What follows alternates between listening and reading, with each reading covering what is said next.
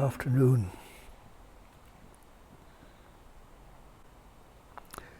Guess what? Feet on the ground, listen and look.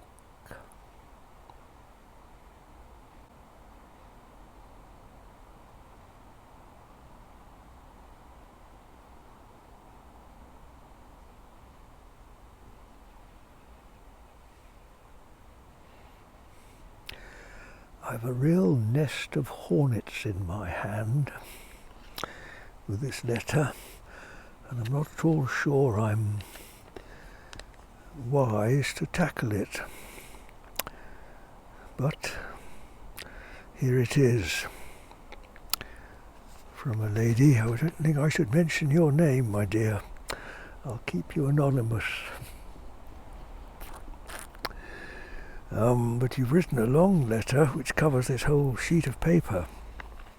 I have a question, and you wonder if I might be able to give an authentic answer.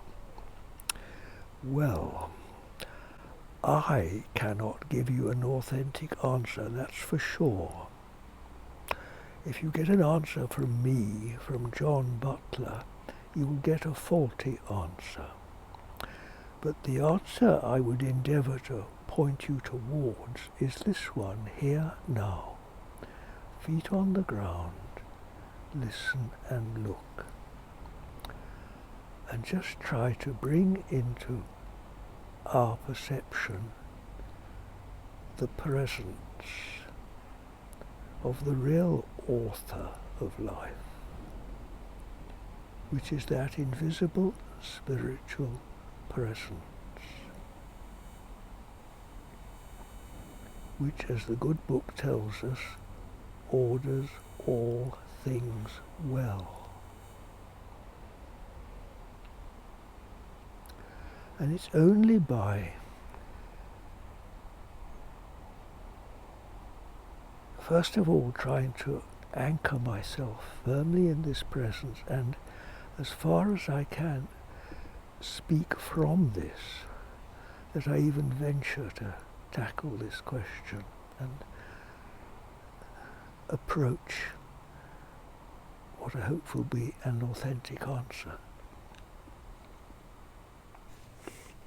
Well, I won't convey every detail of the letter to you, but basically she's a lady who considers herself a Christian and has got into trouble for it, first of all from a few church ministers and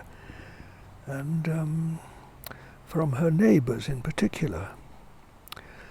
She also describes herself as a psychologist, ecologist, which again rather raises my suspicions. I'm a bit wary of psychologists myself.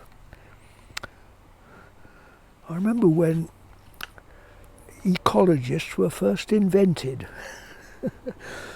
I'd never call myself an ecologist. I'm proud to call myself a country boy and a farmer, soaked from head to foot in nature. A nature boy was my granddad used to call me. And I remember I think I was probably about the age of this lady when I was going through a mixed up time of my life when suddenly the word ecology seemed to be invented, and suddenly there were a whole lot of intellectuals, university sort of people who weren't farmers or country people at all, but who suddenly came up with this word ecology, and they wrote books and read other people who wrote books, and they started spouting out a lot of, which really seemed to us real country people a bit of pie in the sky, really, all rather highfalutin stuff about, worldwide balances and this and that was all a bit beyond us simple country people. So I'm a bit sceptical about ecology. I always feel that, I trust common sense. I'm a bit more back to nature, feet on the ground person myself. She also was a vegan and animal welfare campaigner. Well, I did my best for animals too as a young man, until I wrecked my health. And then she seemed to go into business, vegan foods. A few times in my life I've had to take a stand specifically for Jesus and Christianity, and each time I've been very nearly killed. Well, again, I'm a bit wary of people who take a stand on Jesus and Christianity. They're usually so convinced they're right that they don't allow anybody else even to have an opinion. I'd rather keep my mouth shut, dear. It's safer. You're not likely to convince anybody. Great safety in keeping quiet. I should also say I've meditated since birth. So I do understand the awareness and gifts it brings. Well, good for you. My question is specifically about Jesus. Why, when I've stood up for Christian values and specifically for Jesus, have I been bashed to within an inch of my life? Is it a lesson? Well, I'm taking your letter seriously, my friend, and so I hope it is serious. Well, throughout history, wars have been fought, haven't there, for people who took that stand for Christianity. Do you know what I've learnt throughout my life? And perhaps this is an authentic answer because it's straight from experience. I find that Jesus has evolved into something quite different from what I was taught at school.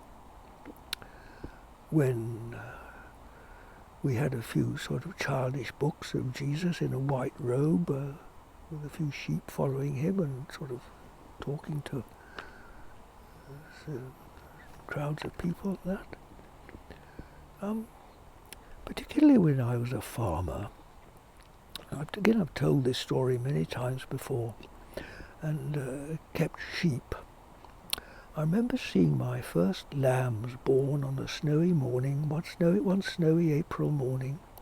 I went down the field in the early dawn, and there were a couple of little lambs, and I knew what was meant by the Lamb of God that takes away the sins of the world, and I understood the sanctity of holy innocence. And being a farmer at that time, I was very aware of how not only lambs, but everything that I dealt with, the cattle I had and pigs and the grass, the crops I grew, were similarly sacrificed for man, just as Jesus was, sacrificed for the sins of this world. And so, my dear, because most people would just laugh at me and probably bash me to within an inch of my life if I ventured to stand up and say these things in public, I learned to just keep them within myself. Until now I have my own sort of platform on YouTube, and I have an opportunity to express my beliefs, my understandings. Many people will disagree with me, but God bless them, I don't mind.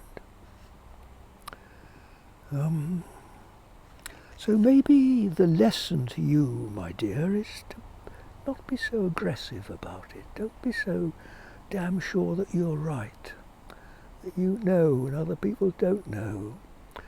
Most people think about Jesus to some extent during their lives, though they don't necessarily go around saying so, and certainly don't call themselves Christian. It doesn't mean that the great universal principle which is called Jesus Christ, which is known by many names throughout the world, throughout history, many, many, many names. There you are. How about that?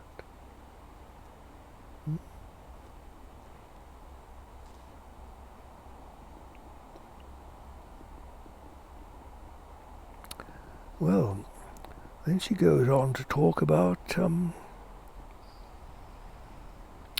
I was hoping my boyfriend would align with Christian values, but the more I hoped, the worse he became. That sounds very much like judgment, my dear. And one of the first things I learnt about Jesus was his telling us not to judge. Very, very important. There's nothing that puts people's backs up more than if you get critical of them and start judging them.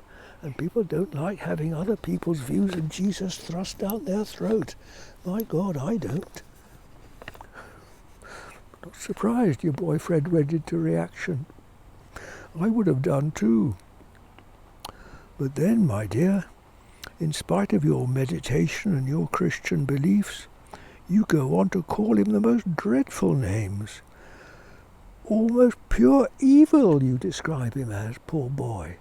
My goodness me, what is going on in your mind, my good friend, eh?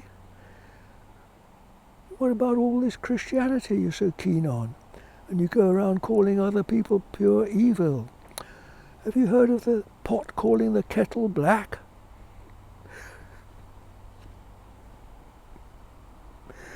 Be careful, don't call anybody else evil. The only one that's evil is me. This is the first of sinners. Start by putting yourself right. Oh, and the more evil he became, the more I tried to encourage him in a Christian direction. Oh my God, you are getting yourself into deep water there, my dear. He is now Muslim, I'm not surprised. And he converted because you drove him away. Oh my goodness, I can hardly bear to read what you write about him. Dreadful stuff, dreadful. Stop it. Well, I only display this on this video just to illustrate how we go completely bonkers, don't we? Completely out of our minds on this religious question. It's an absolute talk about hornet's nest, a nest of vipers, I should call it. Huh? God, blimey.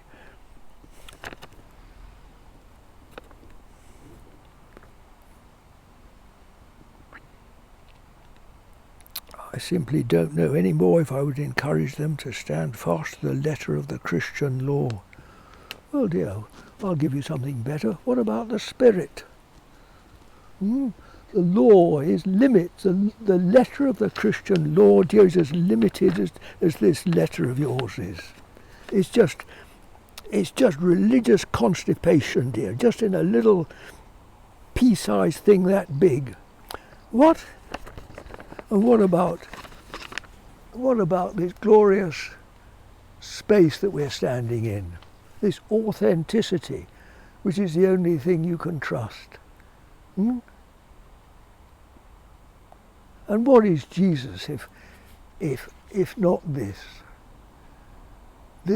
presence, this eternal, immortal, spiritual presence, which is also called I am, which is what you are and your boyfriend is, and the Muslims are, and the Christians and the non-Christians, and the believers and the non-believers, and the good, the bad, the horrible and the lovely, and the grass and the thickets and the trees and the stones and the stars. Everything is Jesus. How do we get so small? Oh my God, how do we get so small?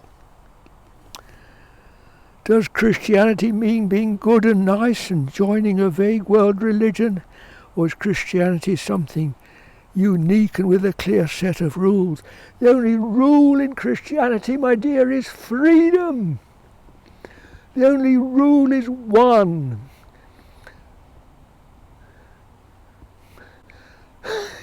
And all our screwed up beliefs arise because we're absent from that one, and therefore we're separate, and we function from a world of duality, of you and me, and right and wrong, and good and bad, and it's all within our own screwed up ideas, because we're absent from the presence of God, we're absent from Jesus. Is this a time for Christians to evolve or stick to their guns? It's certainly a time for you to evolve, my dear. Just get a bit bigger. Get off your high horse and look up at the sky and let a bit of freedom come into your thinking, and then you'll see it in everybody else as well. At this point I'm starting to regret sticking to my Christianity. Quite right. Quite right. Get unstuck.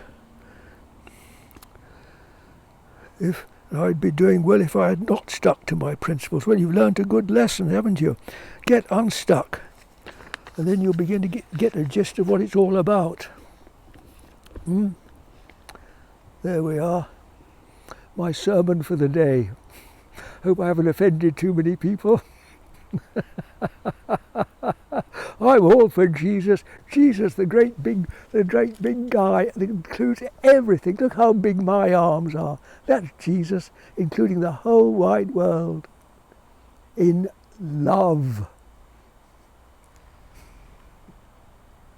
God bless you all.